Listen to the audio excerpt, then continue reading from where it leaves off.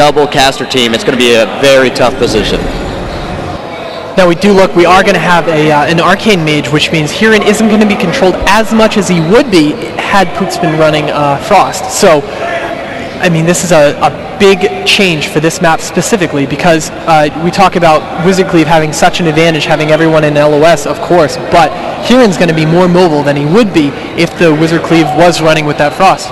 And now a big thing to watch is Hirin's opener. How exactly does he go about this? I mean, we were talking about last time on Ring of Valor in the All-Star Challenge. This guy basically makes it through Pet Nova, and he makes it through Shadow Fury, gets the sap and his opener on Ring of Valor, which is just clutch in situations like this. And on a day like today where everything matters, if you want to take home $15,000, you have to be the best team. Those are the kind of things you expect from your rogue. Of course. Now, we've talked about the opener when you are playing against Wizard Cleave on this arena specifically, and they can hit almost the entire elevator. However, he's not going to have that pet freeze to knock out either the front or the back, so Azael is going to have to hit that Shadow Fury right away. Well, let's do this. Game 1, Button Bashers, SKEG in the loser's bracket. Hirin's going to go ahead and sprint right over, not getting pulled out, opening onto Azael right away. Very early damage going to be starting out, and now you see right into it Kenny Azael dropping down around 16,000 HP. Bloodlust being used. Very early Hex, which will be cleansed by Orange Marmalade, and now he's just going to stick onto Azael. Looks like that's going to be their target from the start here, but these Koreans, they swap very often, and here they go. Now we do see the Garrote onto Pooks, and he's going to stick on Pooks now, which leaves Azael open. Of course, Orange Marmalade doing his best to keep track of him. And now you see Hirin trying to get over there and put a little damage, but Orange dropping a little low, actually going down to 7,000 HP, getting very low, 6,600. Number one is going to penance him up. He did not have to block right there, which is going to be huge as this game progresses on. Now Pooks was opened on and blocking off, and he's going to actually sit in it knowing that number one is all the way across the map right now on the opposite sides of the pillar. And really we haven't seen any burst set up just yet, and now Pook's still dropping very low, and we hear the Koreans starting to get excited. That's when things get bad for the opposing team. Deep freeze onto Orange Marmalade, Death Coil onto Hirin. Now let's see if they can get a little damage rolling, as Azael is still taking a lot of damage from Hirin. Orange Marmalade swapping back and forth between damage and crowd control as much as he can. He is going to be pumping those frost bolts into Azael right now. And now you see another swap. Here they go, going on to Pooks, down to 7,000 HP. The Koreans are yelling. Pooks is blinking out of there, 150 HP before he catches a heal, but still not out of the woods yet. His collective is inside of a poly, not able to heal up Pooks, and Pooks is just going to kite all the way to the other side of the arena. Great job by him. Wow, surviving with 1,000 hit points left right there. Pooks tossing everything up, including slow fall. And you see here and make it to the other side of the arena and getting on to Pooks once again, who does have Earth Shield. And now we see a palm come out going into Orange Marmalade, who sees it, immediately blocks. Here will be feared, and number one trying to pick his team up, but still the pressure looks like it's going to be on to Pooks. Yeah, Pooks has AP up right now, trying to do as much damage as he can, but kiting away from Hirin, doing a great job. Look at that slow constantly being cast onto Hirin. Over and over, being dispelled by number one, which is going to force number one to use a lot of his mana. Pooks right now, and look at that, the Shadow Fury on top of Hirin to stop that damage. But now look, Pooks is completely at this point. Orange is caught into a Hex. It's just Hirin onto Pooks, who is going to blink away. Now Hirin looking like he wanted to change targets for a moment, but he's going to be caught into a poly. And now Hirin just trying to stick a Pooks from start to finish. And there's another Shadow Fury just making sure Hirin cannot get to his target easily. But look at number one as Azael does try to burst him down there using his spell lock. But now Pooks in a lot of trouble sitting inside a kidney. Will have to trinket 11,000 HP. He's trying to get away. Collective just got out of that poly. I do believe he did have to trinket. Nope, he didn't. And now Pooks is trying to do the same thing. Kite away, no mana whatsoever. That Earth Shield is the only thing keeping him alive right now. Fear onto Collective right now, followed by a Frostbolt.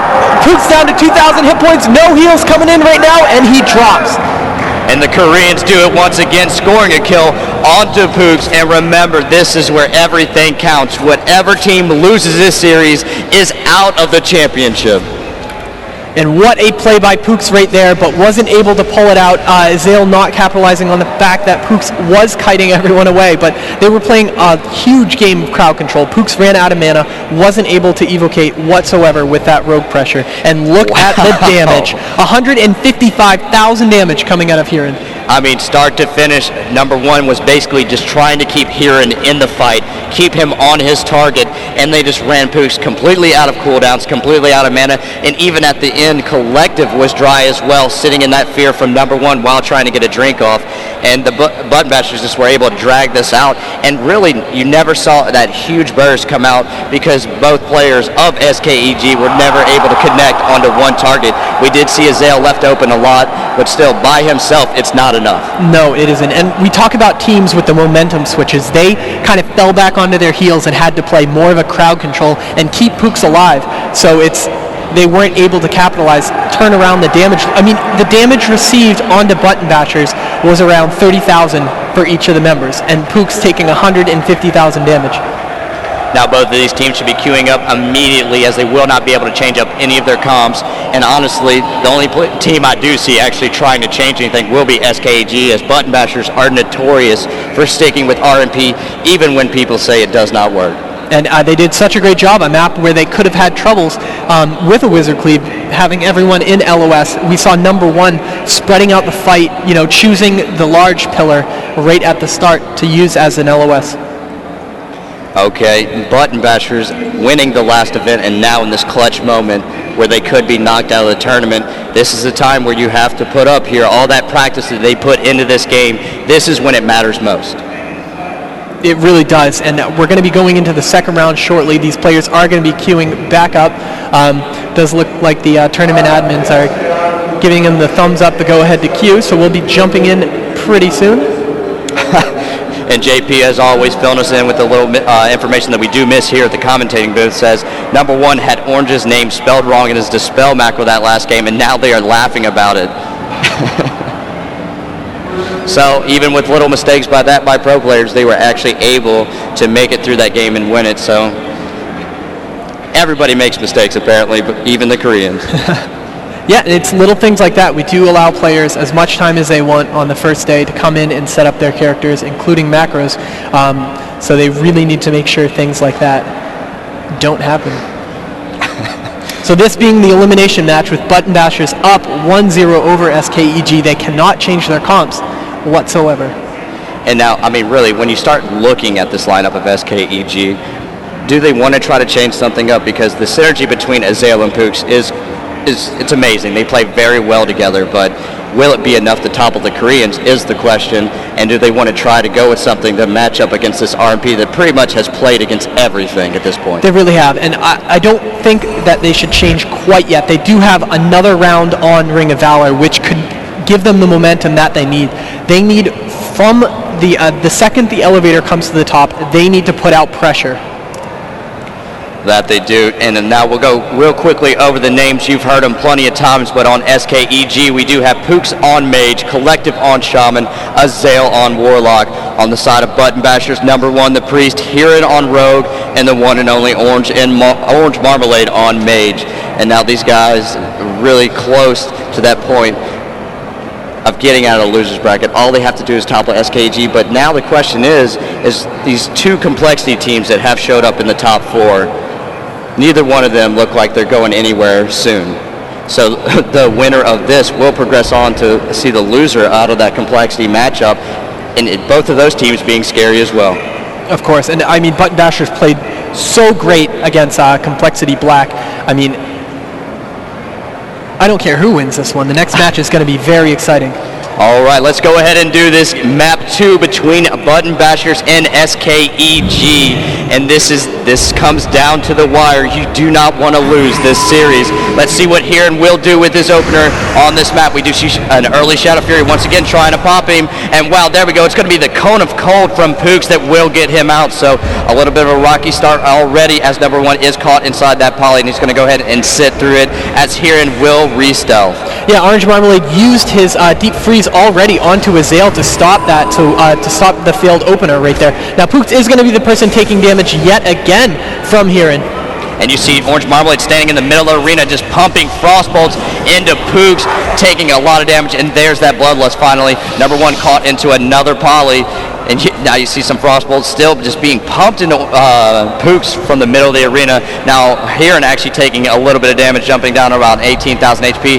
There's a fear on the collective which will break almost immediately. Now an Arcane Blast coming in onto Azale as his Frost line looks like it was locked out, finally coming through there. And now Heron was able to get a re-stealth off right there, and now he's going to open back up onto Pooks. They're gonna ride him beginning to end. Now Pook's still taking a lot of damage, not having to block yet, but remember, he is playing that Arcane spec, so he's not going to have 2 blocks to work with in this situation. Pook's down to 8,000 HP, and you just see Collective raining heals onto him at this point, and all 3 members of Button Bashers sitting at 100% HP. Yeah, they're doing a great job. Now the switch over to Azale once he realized that he can't get to Pooks. As you can see on your screen, Pooks is going all the way to the back of the pillar, evocating right now. But look at Azale taking a ton of damage with that Holy Fire. The whole team gets involved.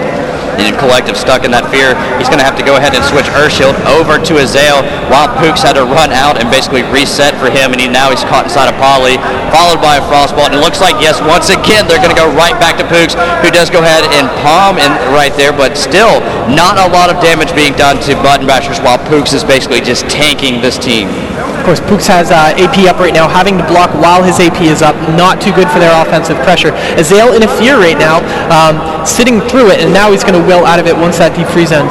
And now Collective caught inside of a Poly, finally devoured out, and Pooks just taking so much damage. But right now here, not able to actually get to him because he's going to be staying on top of Azale. So a little bit of split damage for a minute there. Heron takes damage and immediately is topped back off. You see that fear instantly dispelled. Yeah, Azale's going to be the target yet again, and look, he's dropping down almost to half, and we see that kidney shot with Heron trying to swap back onto Pooks, who's also at half. And just Pooks spamming Poly onto Heron, which was instantly dispelled. There's another vanish from Heron. Things are going to get nasty once he finally does get across, as Orange Marmalade does have to block, and he has pain suppression up. Now Pooks taking a lot of damage, down to 12,000 HP. And now Orange actually might get bursted here, as he does have Immolate up from Azale, but still, Azale caught into a Poly, so Orange easily picked back up. Pooks sitting at 6,000 HP, 5,500, trying to get to the other side and Collective get out of there. Collective has 0 mana right now. Pooks down at 5,000 hit points with that Earthshield up. They need to stop all damage from Heron right now, where he's going to go down 800 hit points, able to LOS out of the way. And you hear those Koreans yelling. They know they got to get to him. Down goes Pooks once again, as the Koreans just drag this game up, and you look at Collective with NS up and no mana to do anything with it. So 2 games played, and Button Bashers taking it the same route on the same map both times. And what a team these guys are. Look at the damage. Pooks couldn't put out any damage whatsoever in significant numbers there. I mean, no big burst from either member of these of the SKEG team. And now looking at Heron's damage once again, 127,000. Orange Marmalade, 81,000. So this Button Bashers team is just dominating the series. They really are, and on a map where you would expect it to go completely the opposite way.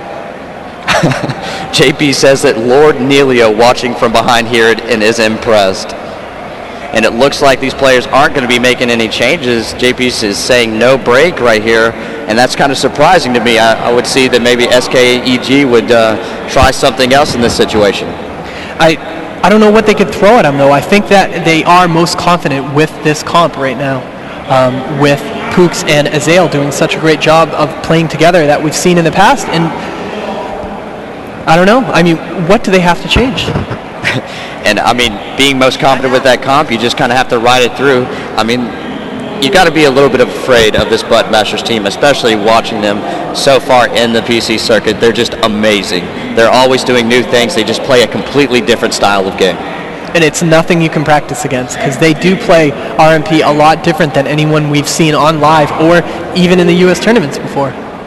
All right, while we do have a little bit of downtime, we will turn it over to godfrag.com, to the forums, where we'll go to the Ask the Cast thread and try to answer some of the questions that you guys do have for Jared and I.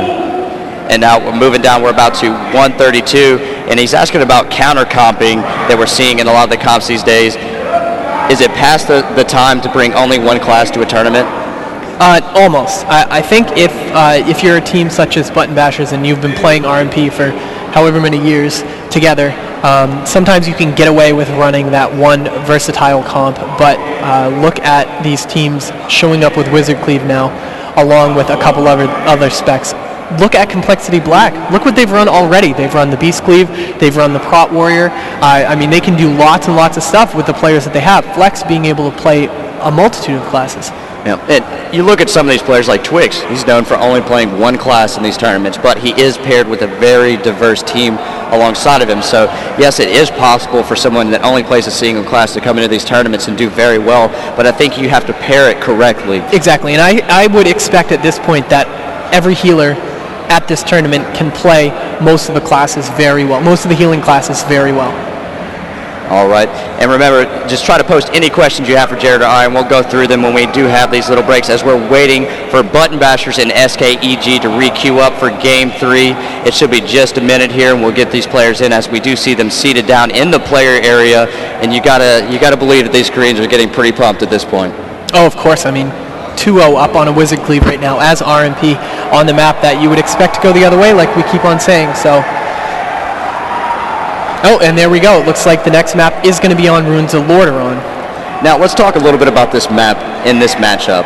Now, assuming that they are going to go with the same comps, RMP versus this Wizard Cleave, you do have that middle sarcophagus that you could pressure and pull off of so many different ways. And Hirin always excellent with working around LOS that is so close to him where he can still DPS a target while catty corner to the caster so they can't actually cast on him while he is on his target. Exactly. He's going to be controlled a lot less during this fight because he is going to be able to LOS any frost bolts that will be coming at him.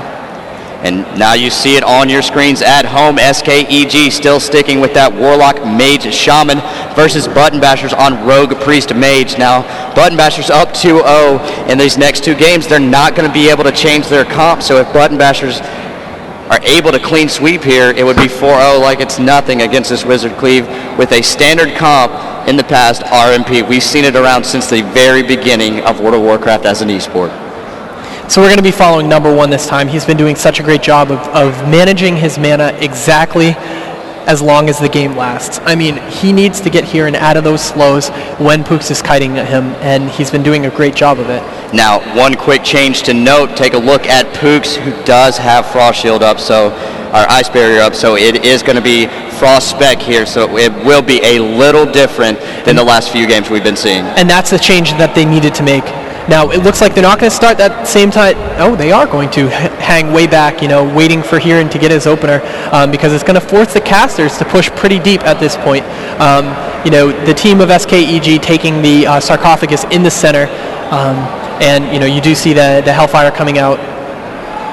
Oh, and actually Hirin is going to get popped, so he will not get the opener he was going for, but he does get some poisons up onto Pooks, and it looks like, there we go, a little target change. He's going to swap over to Azael and drop him down to about 50,000. There's a kidney shot as well, so enough fear comes into all three members of SKG. Collective down to 7,000 HP. Very quick swap. You see the Holy Fire coming in as well. Bloodlust finally used as Collective is trying to get out of the here and is going to vanish and chase Collective.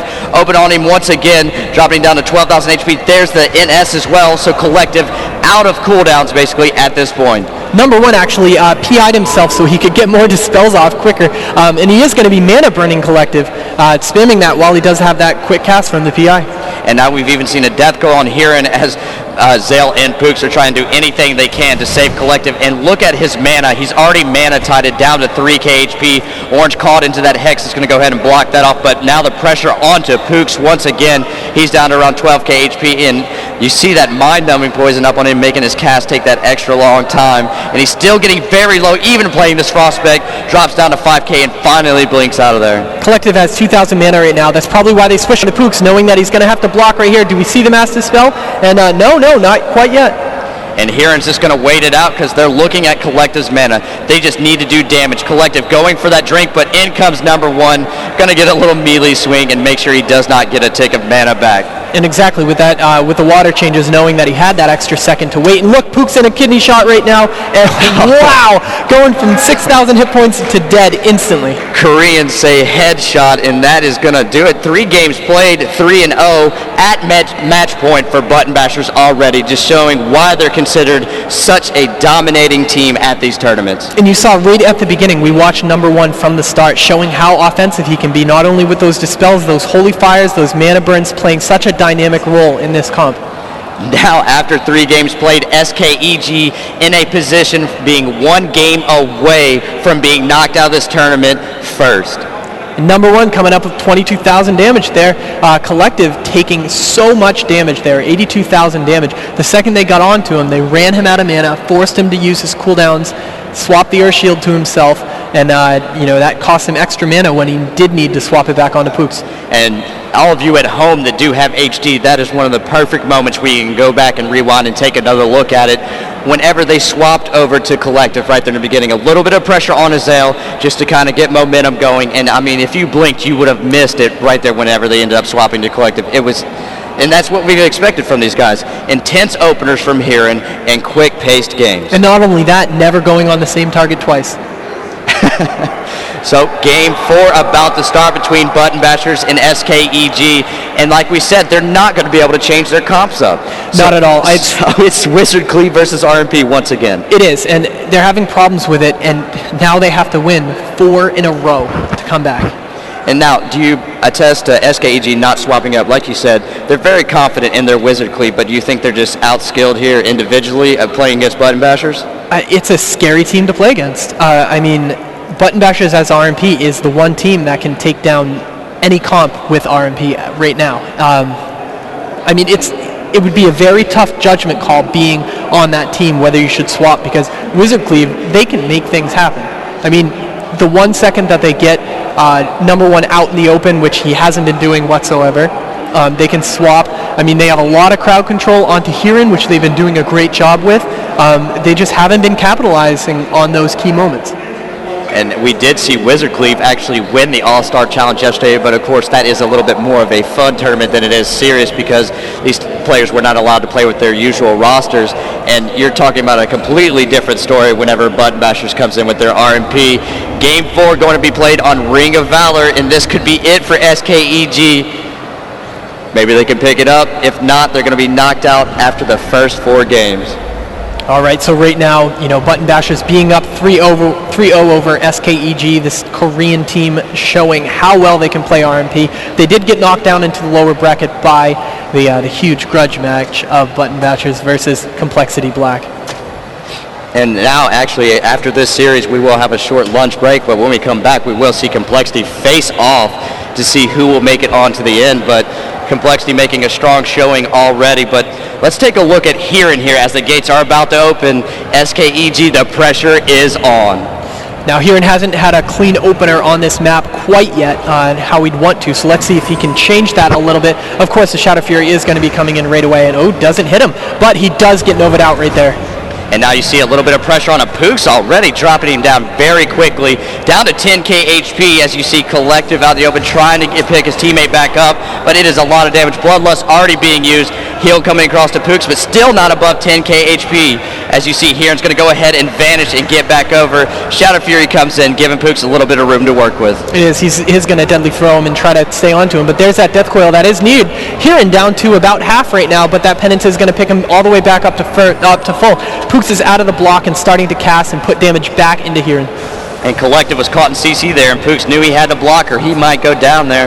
And now, actually, Azael's going to be the target. He's caught inside of a kidney shot, down to 16k, but Collective picked him up very easily while leaving Pooks inside of Poly, and he's just not a part of this fight. Either he's trained or he's crowd controlled. And Azael actually dropping his portal finally in the center of the map, knowing he might have to get away from Heron. Pooks right now has used his gem and is going to, dropping down to half. There is that Earth Shield refresh onto him, refreshing that ice barrier. And Azael is having no luck with his Devours, and now is going to be sitting inside that blind as basically Heron and Orange Marmalade are having their way with Pooks right now in the middle of the arena, dropping down around 18,000 HP. And finally, Pooks is going to try to get some damage out, but he's going to have to switch to CC, and even still, when he goes to get a cast off, a counterspell comes in from Orange Marmalade. And locks his Arcane Tree with that. Orange Marmalade was polyed right there and blocks out of it to keep the offensive pressure. And now Pook's still taking a lot of damage, but trying to kite over to the other side where the pillar just goes down. Now Hiran just trying to stick to Pooks at this point. And now Pook's out of mana, is going to try to invis out of there, but it's not going to work. Now Pook's sitting at 300 mana, is going to hit his second block, so no more blocks left. Oh wow, Pooks. what a great job. That Mass Dispel was Shadow Furied by Azael. Great job there, fearing him away, able to wait on that mana burns actually, and making sure that Pooks has 0 mana to work with. Now Collective was able to get a couple drinks off there, but now Pook's in a lot of trouble. NS comes in, picking him up to 10k, 2,000 HP for Pooks, trying to evocate and pick himself up, still hovering at 4k HP, in a lot of trouble. He needs to get out of there as soon as possible. Hiran gets back on him, drops him below 4,000 HP, and Pooks is trying to do anything he can to get out of there as Collective is constantly being controlled. And that was a great Devour right there, but Pooks is still taking a ton of damage. Collective doing everything he can. A first aid coming out by Pooks for that extra little 1 tick. And now you see it, Kidney shot 5,000 HP on Pooks, sitting very low, but Orange trying to get some damage in there, and down goes Pooks. Once again, the Koreans do it. 4 games played, defeating SKEG 4-0. And not only does this mean SKEG is going home, being the first team knocked out, you do see the Koreans standing up and clapping, I do believe, all the way on the other side of the player area, but Button Bashers is going to have another shot at a Complexity team.